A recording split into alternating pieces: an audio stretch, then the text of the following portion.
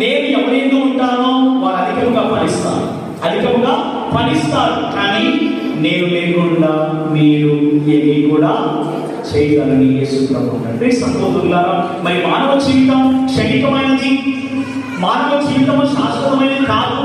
మానవ జీవితము నీటి బుడగ లాంటిది, మానవ జీవితము గడ్డి పోచ లాంటిది. ఈరోజు ఉన్న వాళ్ళు రేపు లేదు. అందుకే యేసు ప్రభువు అంటాడు, పరలోక రాజ్యం మీరు చేరాలి అంటే మరి పరలోక రాజ్యం అనేది ఒక స్థలం కాదు. పరలోక రాజ్యం పైన లేదు, పరలోక రాజ్యం ఇక్కడే, ఈ జీవితంలోనే మనము పరలోక రాజ్యాన్ని సృష్టించాలి. ఎలా? మనం సఖ్యతగా ఉన్నప్పుడు, మన విశ్వాసంలో బలపడుతున్నప్పుడు, ప్రార్థిస్తున్నప్పుడు, సంఘంలో ఐక్యత ఉన్నప్పుడు, కుటుంబంలో శాంతి సమాధానం ఉన్నప్పుడు అదే పరలోక రాజ్యం. గుర్తుపెట్టుకోండి, పరలోక రాజ్యం ఎక్కడో లేదు. మీరు చనిపోయిన తర్వాత ఎక్కడికో పోతారు, అంత జాతర ఎక్కడ లేదు పరలోక రాజ్యం.